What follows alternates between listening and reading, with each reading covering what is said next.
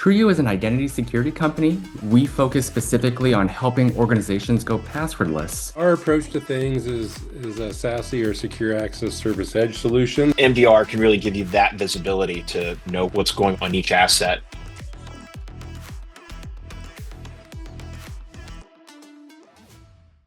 Welcome. You're about to get in the hole with Tech-Gofer. Today is our first live webinar. We've got some phenomenal panelists. I am Nick Mulholland, president of Tech-Gofer and your host.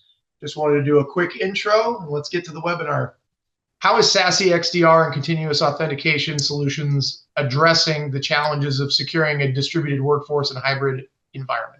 I think for MDR and XDR, this was really I think where we can really shine, right? It's a question for a lot of organizations today, and as you have more work from home, as you're moving into the cloud, right? How do you protect all of those pieces? And where XDR and MDR can really help is, I think in a couple of different ways. First is that we've got visibility onto the endpoint, so wherever that device or system is going to be, right? Whether it is in the office, right, behind your infrastructure there, or whether they're working from home, or even in an airport or at a Starbucks, we've got that visibility onto that endpoint, which is key, right? That's where you see a lot of attacks are targeted at the end user.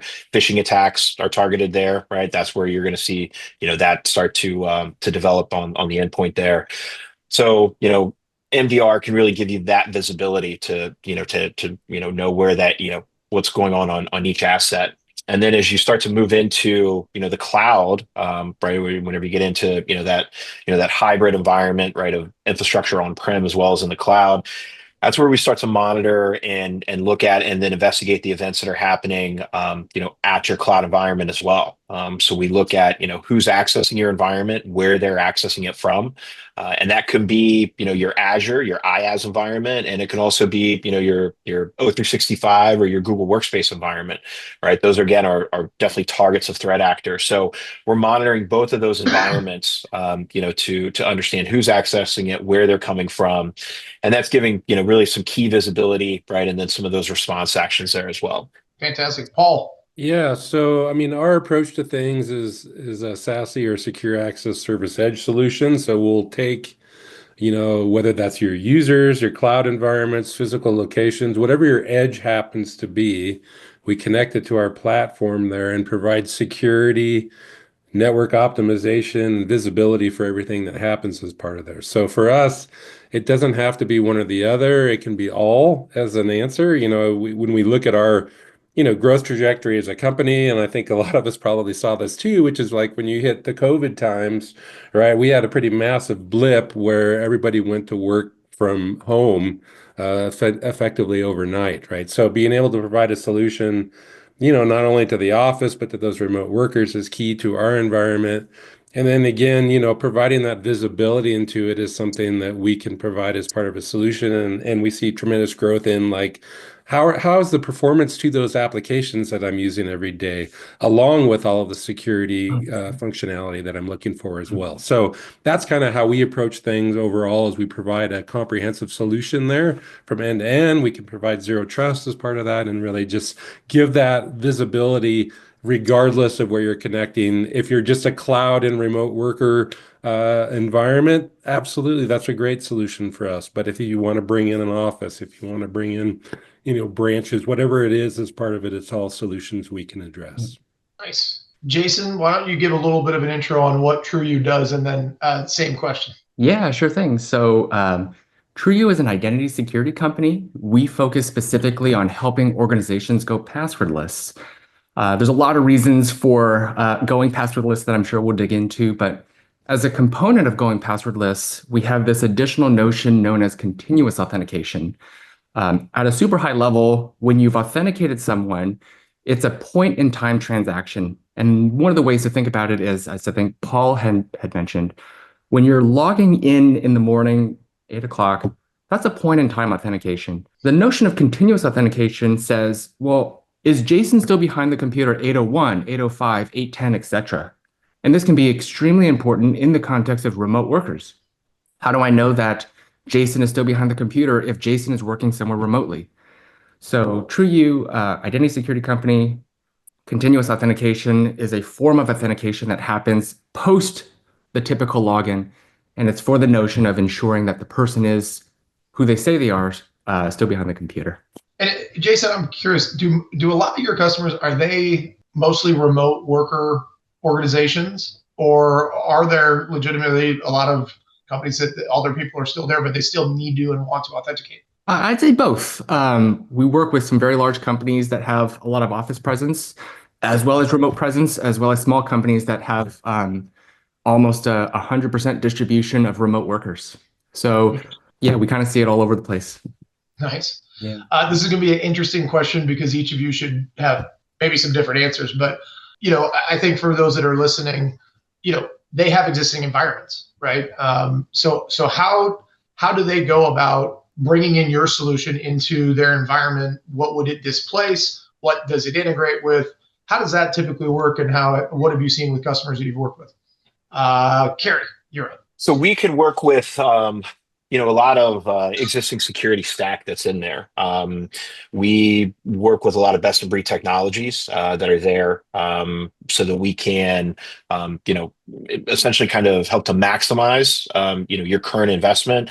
We can also help to tune a lot of the environments that we work with as well, right? So we have a kind of a supported security stack that we work with primarily, but we also can pull in other information, really with the objective of investigating, right? We're hunting for threats, right? And we're looking for indicators of attack or compromise in your environment.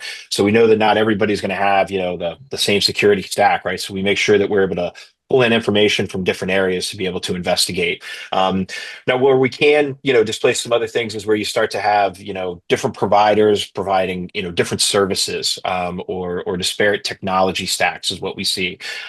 We help to consolidate that stack into really a single platform for you, where we provide an investigation service behind it, and then you're able to then we will essentially kind of escalate specific security threats and events up to you, so that you don't have to start to try to look through all of your different technology stack, or your technologies, to be able to figure out what should I be investigating, what's a real threat, what shouldn't I worry about, right? So that's where we can really kind of culminate that into a single stack for you to really help your team be more efficient. Nice. So Paul, same question, but I think those that are joined, they'd like to know about where does, with Cato, they don't have to go with the full-fledged solution out of the gate. Right. They can go step by step. So can you answer the first question, and then maybe talk a little bit about how you guys add-ons that you have available?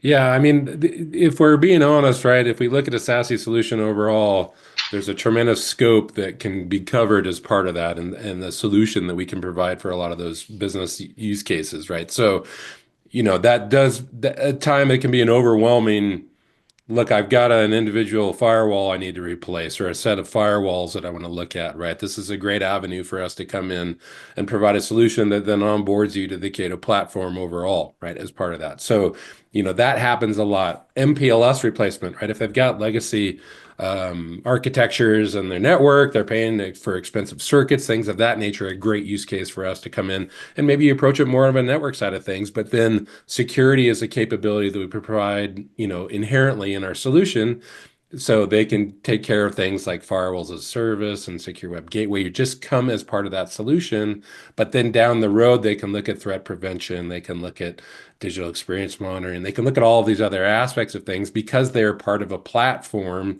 right? They don't have to take it all at one point in time. They can have an approach where they start to migrate a solution, maybe even look at branches. Maybe you've got a new acquisition or something of that nature that's coming online that can come aboard fully in Cato. And meanwhile, you're going through a strategy where you're migrating things from the past as part of it. So we're very flexible in how we do that. We like to say that we have many doors into Cato, that we can provide a solution for you depending on what you're looking at. And we'll just continue to grow from there. And you can put us to the test by saying, look, there's a new feature or functionality that's come along. How hard is it actually for me to now take advantage of that? Well, it's easy because you're already part of the platform. Right? Yep. Jason. Yeah, I think The way organizations have typically gone passwordless with TrueU shares a lot of similarities with Paul and Carrie. To go passwordless, it boils up to a lot of plugins and integrations. And the way TrueU approaches this problem is we focus on building our product based on standards. If we can't build based on standards, we're building platform-specific integrations that are certified by the respective vendor. What this inevitably means is our product has a lot of baked out integrations or ways to hook into all the different things that requires typically a username and password for login. And this allows the integrations to delegate authentication to TrueU and allows TrueU to provide both that passwordless login as well as those continuous authentication capabilities. As Carrie and Paul had also mentioned, when it comes to deploying TrueU, it's also a journey. And so what this means is when a customer wants to go passwordless, the journey typically starts with some use case in the organization that grows up. Usually that starts with, let me have passwordless log into my workstations and then to my applications and then to my infrastructure. And so because TrueU has this standards or this partner certified way of building our plugins, it really enables the organization to go passwordless as well as enable the continuous authentication at their speed. Very good. Quantum computing, AI, all of these things, technology changes real quickly. So my next question is for each of you specifically in what your solutions do. What are the newest threats that you're seeing and how is your solution addressing it? Let's start with Paul this time. Yeah, that's a great question. I mean, I think first and foremost, I think they're using the large language models to refine their phishing emails, right? I think that's a great use case there. It's no longer the broken English, things of that nature, right? We see that changing. That was the easiest, I think, the low bar as part of that. But I think, look, I think in a lot of ways, the attacks are still pretty traditional. They're leveraging tools that are out there. The marketplace exists where some of these bad actors, look, they don't have the skills to develop these things. I think it will change when we're talking like state actors and things of that nature. Yes, you bet they're leveraging that as part of a change. But, look at, and I know we can all say the same thing, I'm sure, as part of that, we're evolving as part of what we provide as a solution to our customers to leverage. We've used machine learning for years and years to identify and characterize security threats on the environment and protocols and things of that nature. More and more, we're leveraging AI to do things like help interpret an event that comes along so that for an analyst, I can understand maybe all of these different factors that I may not know how to interpret directly. I can get a summary very quickly of what's happening. Or let's take a look at my firewall rule set. Do I have rules that frankly aren't working? They're not matching what might be a recommendation or something that I can put in place. More and more, that's how we're approaching things from an AI perspective to evolve on that. But we'll always be watching those threats overall. And because of the continuing nature of security, we will always pull in different threat sources to keep an eye on those and leverage the things that we're already doing from our perspective. Nice. Very interesting. Appreciate the answer. Jason, you're up. Yeah, I love this answer. And I think we talked a little bit about this in another podcast episode. So to kind of break the question down, so quantum, high level, to go passwordless, you're using PKI for this, public key infrastructure for this. The classical computers use this technology. It takes a long time, billions of years to crack this encryption. Quantum computer cracks it quite instantly, so that becomes a problem.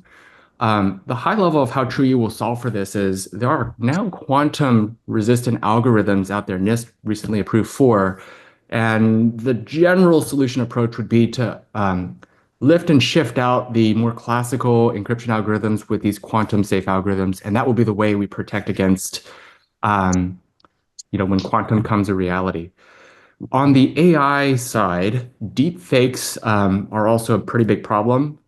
Think about me not really actually looking like me. I can have a face swap, and I can convince everyone to perform an action like do a bank transfer, which was a very real use case not too long ago. And so the way TrueU is going to try to solve for this is to build better and better detection mechanisms in order to detect those types of deep fake attacks. Nice. Love it. And yes, we had a good conversation on the podcast. I think it was last week. Carrie. Yeah, and these are all, great areas, that Paul and Jason have touched on. I think, enhanced, phishing techniques are definitely going to be being used, right? A lot of, as Paul mentioned, right, a lot of those, kind of standard things that we talk to users about what to look for, those are going to be disappearing now. I think moving forward, something that is going to need to be, added to kind of annual security programs as well is working and training users on how to use LLMs. Right, what type of information can you put in there and what shouldn't be put in there? I think that's something that's going to be popping up there, to really enhance the knowledge of the end user. In terms of things that we're seeing, because of or with how they're being developed, we are seeing some different attacks that are happening. We are looking at the techniques that are being used. Malware creation is going to start to, they're going to, the threat actors are going to start to lean on malware creation using, using AI. So some techniques are going to change. You're going to see some, additional automated scanning happening, right? So some of those kind of like low level reconnaissance actions that are being performed by people today, you're going to see that start to be pushed over into, those AI engines that are going to be performing that. So you start to see things, I think, coming a little bit quicker. Now, what we're doing, we have a threat intelligence team we call our True Team, and that's our team that is out there that is investigating all of these techniques on a daily basis, right? Understanding how these techniques are what's being used, what's being leveraged in attacks, what vulnerabilities are being exploited, right? And we're out there on a daily basis understanding how that's being delivered and then creating detections based off of those attacks that we're seeing. You're right, to work to our best to stay ahead of of those new attacks that are coming out. Yeah, your answers were amazing. I'm now thoroughly scared having to sit back and think about all of the ways that criminals are trying to go hack everybody. The deepfake stuff is pretty wild. I'll jump to a different question, but kind of similar to that one, which is around compliance. So you got HIPAA, you got PCI, you got NIST. There's a lot of different compliance requirements that are out there. Do you guys want to talk a little bit about, if you want to name names of what compliances you meet, that's fine. But how are you guys staying on top, or your solutions and your company staying on top of all the compliance changes that are happening? And how are you being proactive for clients where if they're going on your solution, you guys are staying compliant, even though they may have not even been looking at the rules? So Jason, I'm going to start with you. Sure, yeah. With respect to TrueU, given we're an identity security company, the controls that we typically help from a regulatory compliance perspective are all around access control. The more specific piece that we focus on is how are the users authenticating to the systems that may be under that regulatory compliance. So name your regulatory compliance framework. We will fit generally into the category of traditionally, does the user have a strong password? Is there use of MFA? Well, that's the old. With passwordless, we're a bit stronger. And so kind of like as a side tangent, with respect to helping organizations meet these access control related controls, we're also helping organizations reduce their cyber insurance simply because the passwordless technology standards that we use are known to be so great that cyber insurance companies are reducing their premiums. We can certainly talk more about that, but at a high level, we generally help on the access controls across all the regulatory compliance frameworks out there. Nice. Paul? Yeah, I mean, we are not a blanket, you were Cato, you are suddenly certified in all of these areas, right? I think we all know that it's a journey as part of it, but we absolutely can be a core part of helping you achieve whatever that different compliance standard is. We are actually investing in some compliance teams to kind of help with that overall, right? We have the base one, SOC 1, SOC 2, SOC 3, ISO 27001, the things that we can talk about, NIST compliance as part of a thing that we can help address, PCI compliance, things of that nature, right? We exist as a platform that can help you on that journey. It is not a rubber stamp to say that you're compliant in every aspect of things. I think is probably the legal safe answer for me to say as far as that is fair. Gary? Yeah. Well, as a service provider, we can help with a lot of areas to help check several boxes, in a lot of those requirements. Us, eSentire as a provider, we're PCI DSS. We are SOC 2 Type 2 and NIST 27001 certified. So, we have very tight controls in terms of, our operations on the back end. That being said, we also work with customers, like I said, to check a lot of boxes that are in those requirements. There's things like continuous monitoring, right? That's something that we provide for you. Log, having logs for log history for your environment as well, right? Those are things that we can help you to achieve. So there's a lot of things that we can help with that. We also have, outside of a service provider, we also have vCISO, which can actually come in and help you review what you have in place, right? Create new policies that are there. Have you updated your incident response plan? Have you updated your work from home policy, right? What do those types of things look like, or your mobile device policy? These are all types of things where we can help to work with a customer to, help to achieve, some of these compliance requirements that they have. Thank you. And, Jason touched on something and you were kind of going down to something similar. So a lot of times with compliance, as well as, the cyber liability, your solutions are, to a certain extent, it's shifting risk.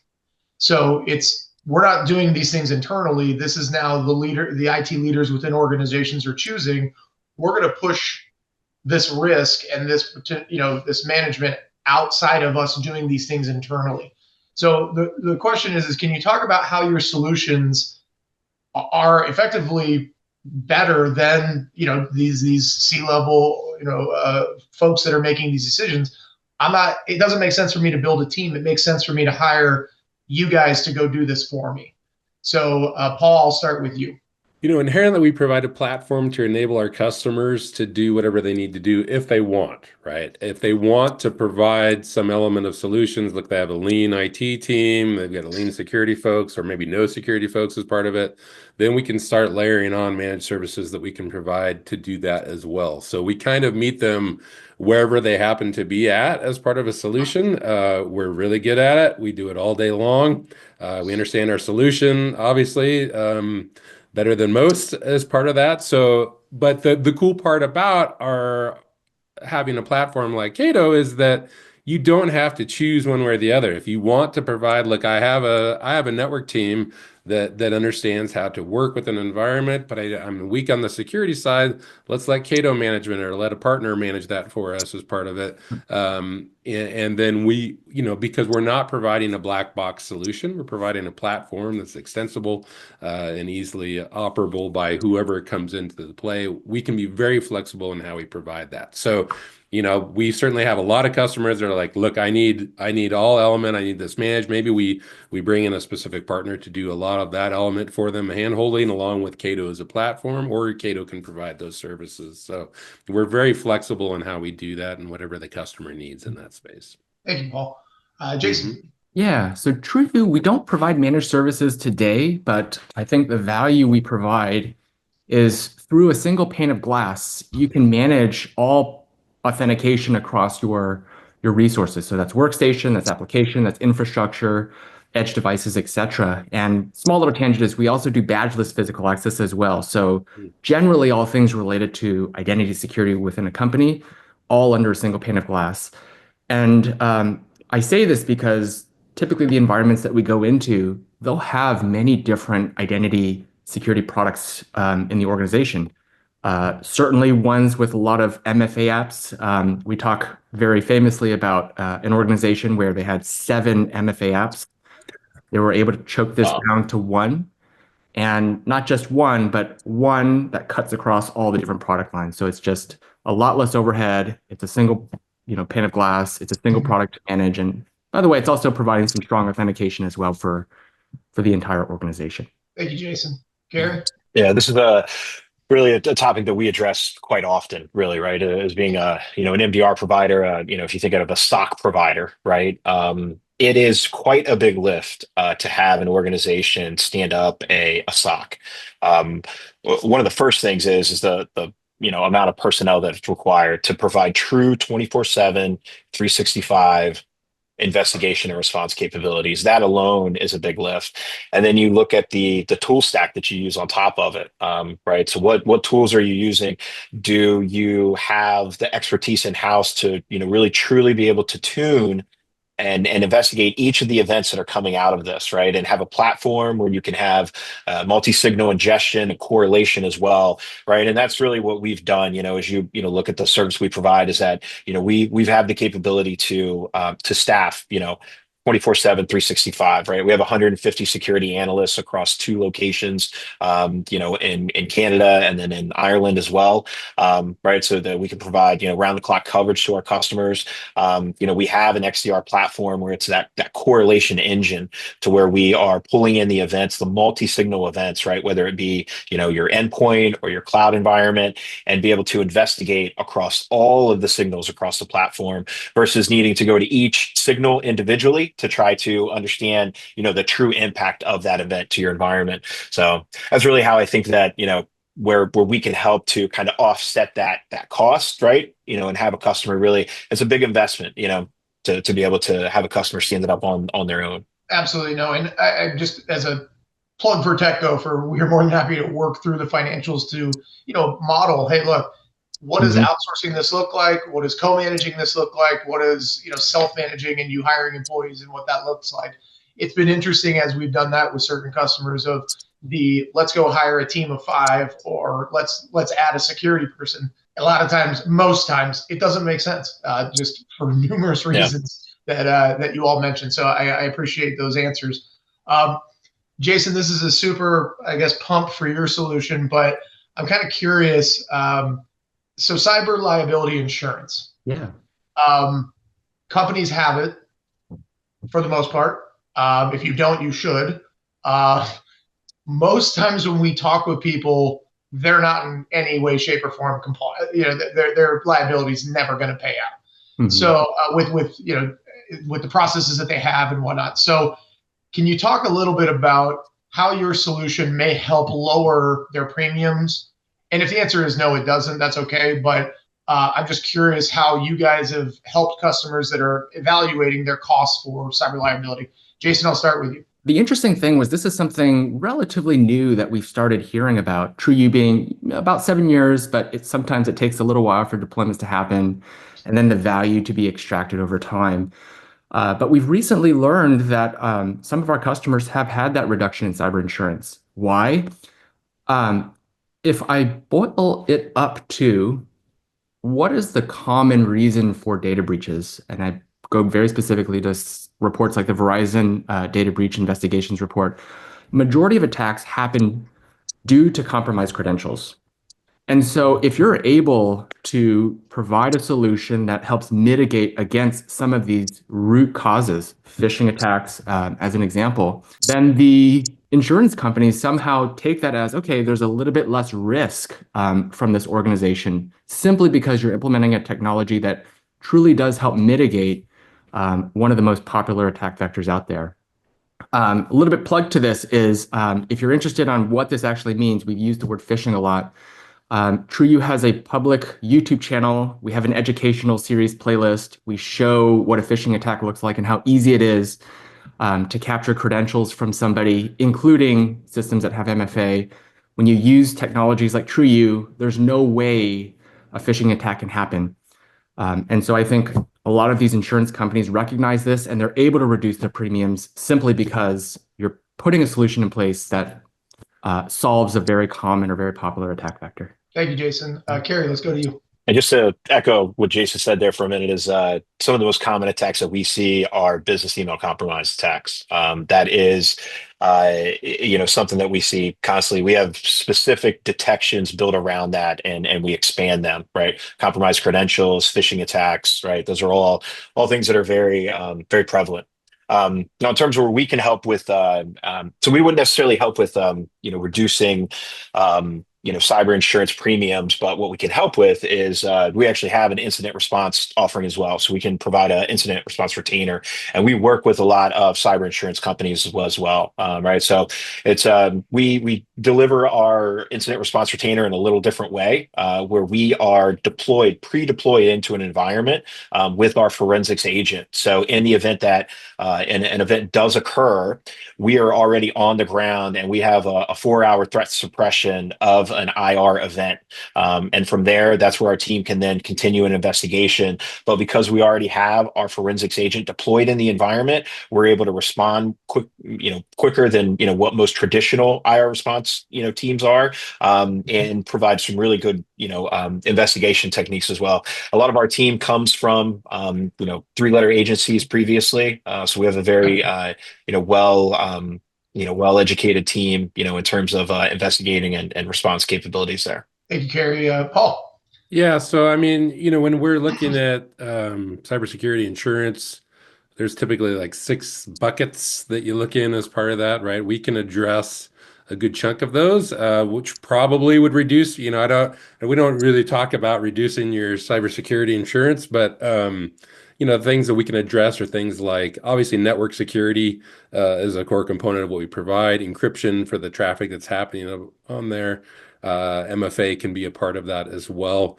And just kind of helping you when you're starting to build your security controls, the incident response plans and things of that nature, things that we don't necessarily do as part of our solution. But, the core offering of, I've discovered something on there, there's a problem on the network, I need to secure that overall. Obviously, that's right, our bread and butter where we live overall. Those are great answers. And again, I feel like there's just, in talking with a lot of customers, that all the events that we have throughout the US, there just is a disconnect of like, yes, we have to have this insurance, but the things that they're doing don't actually cover it. So it's kind of a waste, right? Well, I think we're kind of coming up on time. I wanted to offer to those that have joined live, if they want to ask any questions, just throw it into the chat. I'll be happy to relay that to the panelists here.